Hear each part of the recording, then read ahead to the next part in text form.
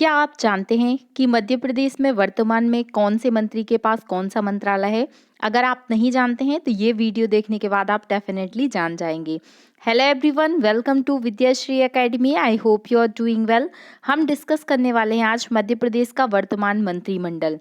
MPPSC के prelims exam और बाकी जो एमपी के एग्जाम हैं उन सभी में मंत्रिमंडल का एक क्वेश्चन आपको जरूर देखने मिलेगा, इसलिए काफ़ी महत्वपूर्ण है, ये हमें पता होना चाहिए। सबसे पहले हम बात करते हैं कैबिनेट मिनिस्टर। जो कैबिनेट मंत्री होते हैं वो किस प्रकार के मंत्री होते हैं? तो अगर हम रैंक की बात करते हैं तो ये सबसे अधिक सीनियर मंत्री होते हैं।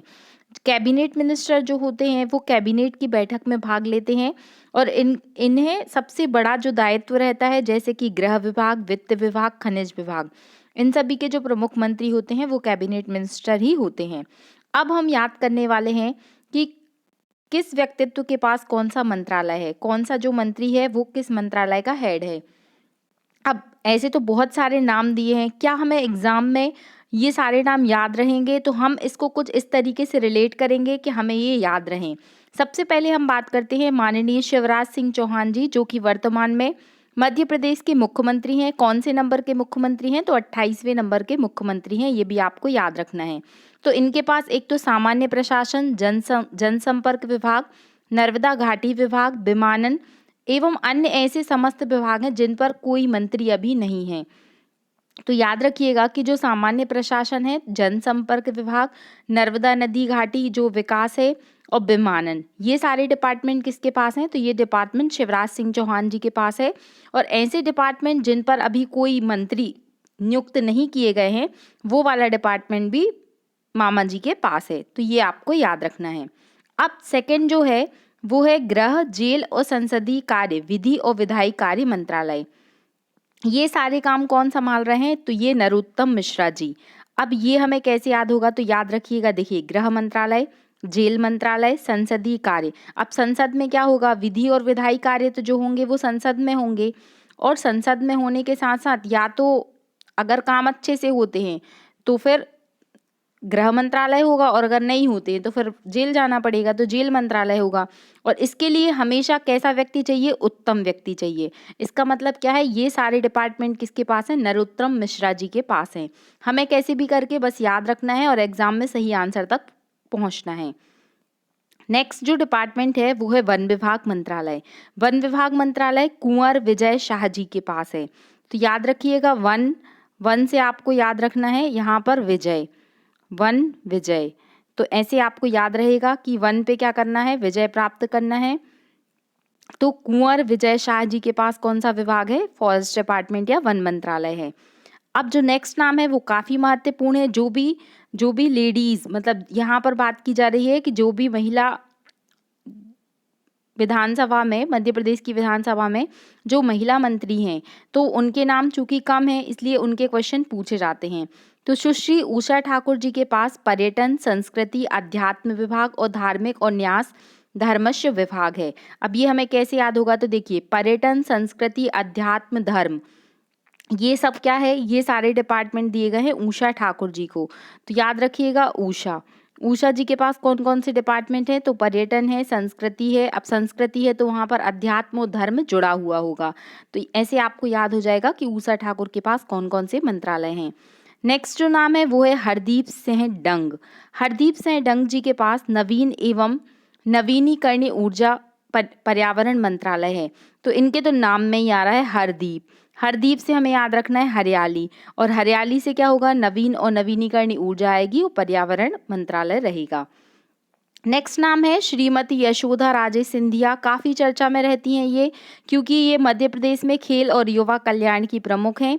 अब खेल और युवा कल्याण, अगर आपको स्पोर्ट्स में क्या है? स्पोर्ट्स में स्किल की ज़रूरत पड़ेगी तो स्किल डिपार्टमेंट भी इनके पास है, और टेक्निकली एजुकेशन भी देना पड़ेगा, और उससे क्या होगा? रोजगार भी मिलेगा। तो ये सारे मंत्रालय किसके पास हैं? यशोधरा राजे सिंधिया जी के पास हैं।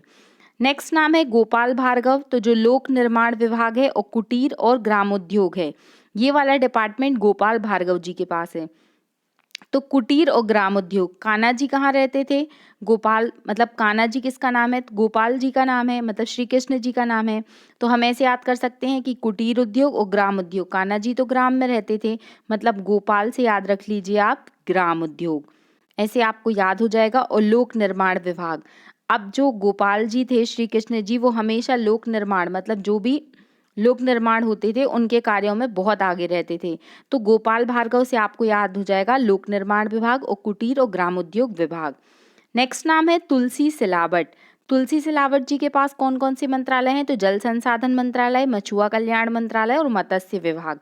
तो देखिए, तुलसी, तुलसी के लिए क्या होती है? पानी की ज़रूरत होती है, और जहाँ पर पानी होगा वहाँ पर मछली होंगी, और मछली होंगी तो पूरा मत्स्य विभाग भी होगा। तो ऐसे हमें याद हो जाएगा कि तुलसी सिलावट जी कौन कौन से डिपार्टमेंट के प्रमुख हैं। बहुत ही महत्वपूर्ण नाम है नेक्स्ट वाला, जो है जगदीश देवड़ा। जगदीश देवड़ा, जब मध्य प्रदेश का बजट आया था तो इन्होंने ही क्या किया था? इनका नाम सबसे पहले आता है क्योंकि इनके पास वित्त मंत्रालय है। तो वाणिज्य कर, वित्त मंत्रालय और वित्त से जुड़ा हुआ है आर्थिक और सांख्यिकी विभाग। तो ये सारे डिपार्टमेंट किसके पास हैं? जगदीश देवड़ा जी के पास हैं। आप बस एक बार सुन लीजिए, आपको डेफिनेटली ये सब याद हो जाएगा, आपके सबकॉन्शियस माइंड में ये सब चला जाएगा। विसाहू लाल सिंह, बिसाहू लाल सिंह के पास कौन कौन सा है डिपार्टमेंट? तो खाद्य नागरिक आपूर्ति और उपभोक्ता संरक्षण। तो बिसाहू लाल सिंह, बिसाहू लाल सिंह, हम इसको ऐसे याद कहेंगे कि जो साहू होता था वो क्या करते हैं? साहूकार, साहूकार नागरिक उपभोक्ताओं को क्या करते हैं? खाद्यान्न आपूर्ति करने का कार्य करते हैं। तो बिसाहू लाल सिंह के पास खाद्यान्न और नागरिक आपूर्ति मंत्रालय है। नेक्स्ट नाम है भूपेंद्र सिंह। भूपेंद्र सिंह जी के पास नगरीय विकास और आवास मंत्रालय है। भूपेंद्र सिंह, तो नगर, नगर और आवास किस पर बसेंगे? ऑब्वियस है कि ये जमीन पर ही बनेंगे, मतलब भू से बनेंगे। तो ऐसे हम याद कर सकते हैं कि भूपेंद्र सिंह के पास नगरीय विकास और आवास मंत्रालय है। क्योंकि इतने सारे नाम हैं, अगर आप एक बार जस्ट इसको पढ़ रहे हैं तो एग्जाम में आपको याद नहीं होगा, कहीं ना कहीं आपको इसको रिलेट करके ही याद करना पड़ेगा। नेक्स्ट नाम है सुश्री मीना सिंह। मीना सिंह के पास कौन सा डिपार्टमेंट है? जनजाति कार्य विभाग और अनुसूचित जाति कल्याण विभाग। तो मीना, आपने देखा होगा कि मीणा जनजाति जो है वो राजस्थान में काफ़ी फेमस है। तो ऐसे हम याद कर सकते हैं, यहाँ पर मीणा जाति है, तो यहाँ पर मीना सिंह हैं, जो सुश्री मीना सिंह हैं, उनके पास जनजाति कार्य विभाग है और अनुसूचित जाति कल्याण विभाग है। नेक्स्ट नाम है कमल पटेल, श्री कमल पटेल, जो कि किसान कल्याण और कृषि विभाग का कार्य करते हैं। तो आप देखते हैं कि बीजेपी का चुनाव चिन्ह क्या है? कमल है। तो वो बोलते हैं कि हम किसानों के लिए आय को बढ़ाएंगे, कृषि का विकास लेके आएंगे। तो इस तरीके से आप कमल पटेल याद कर सकते हैं। नेक्स्ट नाम है गोविंद सिंह राजपूत, जिनके पास राजस्व और परिवहन विभाग है। तो गोविंद सिंह राजपूत, तो इनके पास राजस्व और परिवहन विभाग है।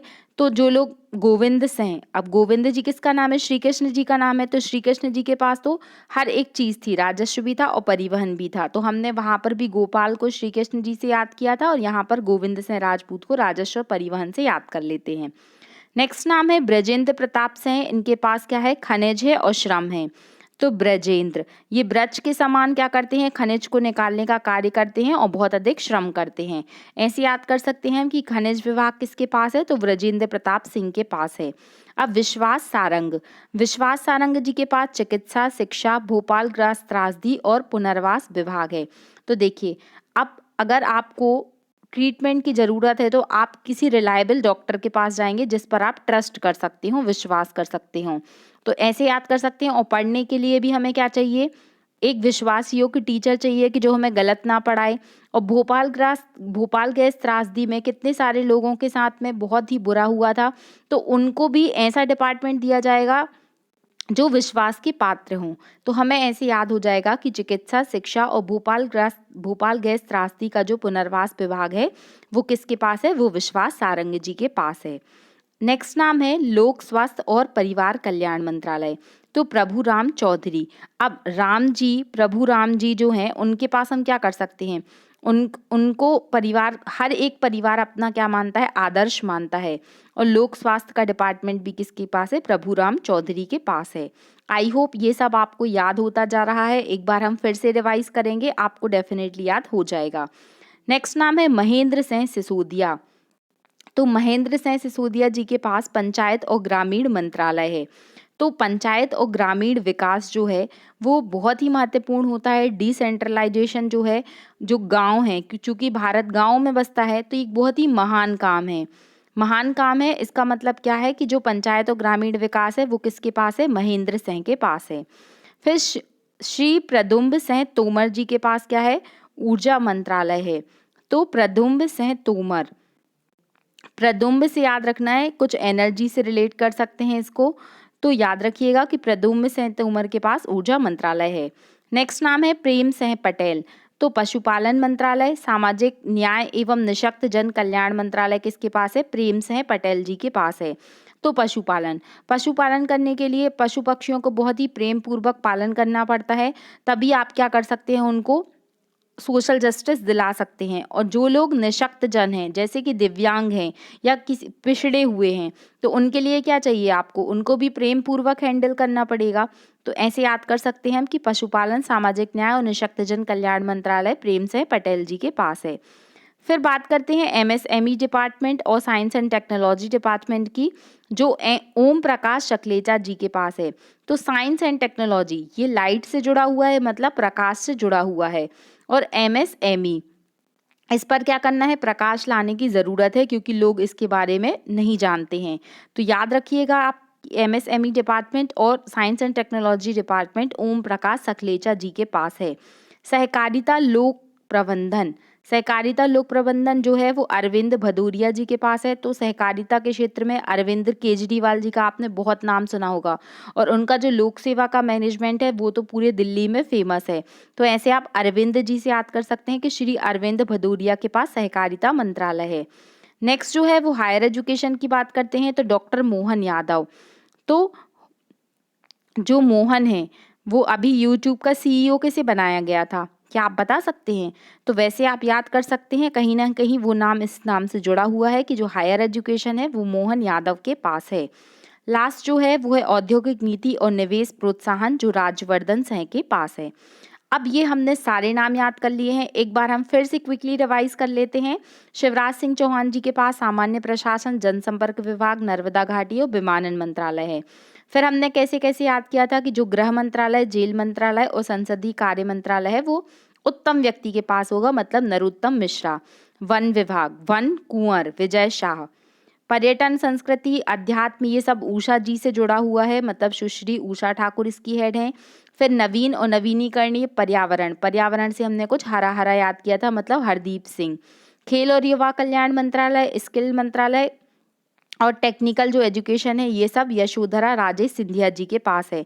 क्योंकि जब खेल में हम स्किल हो जाएंगे, टेक्निकली एजुकेशन हमको मिल जाएगा, तो हमारा यश क्या होगा? चारों तरफ फैल जाएगा, मतलब यशोधरा राजे सिंधिया। फिर लोक निर्माण और कुटीर ग्राम उद्योग, तो हमने कैसे याद किया था कि जो ग्राम उद्योग है वहां पर कौन काम करेगा? गोपाल काम करेंगे, मतलब श्री गोपाल भार्गव जी होंगे। जल संसाधन मंत्रालय हमने तुलसी से याद किया था। जगदीश देवड़ा आप सभी जानते हैं, वित्त मंत्रालय है इनके पास में। विसाहू लाल से हैं उपभोक्ता संरक्षण। मीना सिंह, इसको हमने जनजाति से याद किया था, तो मीना सिंह के पास क्या है? जनजाति कार्य विभाग है। कमल पटेल, तो कमल का फूल, मतलब किसानों की आय को दुगना करना टारगेट, तो किसान कल्याण मंत्रालय। विश्वास सारंग, जहाँ पर क्या है? ट्रस्ट होगा, उसी डॉक्टर के पास हम जाएंगे। एजुकेशन के लिए हम एक ट्रस्टी टीचर से ही पढ़ेंगे, मतलब क्या है? चिकित्सा शिक्षा भोपाल गृहस्थ त्रासदी को हमने याद किया था। इस तरीके से आप 1 से 2 बार बस इस वीडियो को सुन लीजिए, और फिर एक बार आप ऐसा स्किप करके देखिएगा कि आपको कितना कितना सडनली याद आ रहा है। इससे आप अपने आप को जज कर पाएंगे कि आप कितना याद कर पा रहे हैं। और एग्जाम में अगर क्वेश्चन आता है तो ऑप्शन तो आपको मिलेगा ही मिलेगा, मतलब आप सही आंसर तक पहुंच जाएंगे और आपको कोई भी कंफ्यूजन नहीं होगा। अगर आपको ये वीडियो अच्छा लग रहा है, मेरा रिलेट करने का तरीका अच्छा लग रहा है, तो आपको अपने दोस्तों तक इस वीडियो को शेयर करना है। अगर आप पहली बार चैनल विजिट कर रहे हैं तो प्लीज़ सब्सक्राइब कीजिएगा। आप टेलीग्राम ग्रुप भी ज्वाइन कर सकते हैं, विद्याश्री एकेडमी बाय पूजा, वहाँ पर आपको सारे नोटिफिकेशन PDF मिल जाएंगे। Thank you so much. पढ़ते रहिए, खुश रहिए। जय हिंद, जय भारत।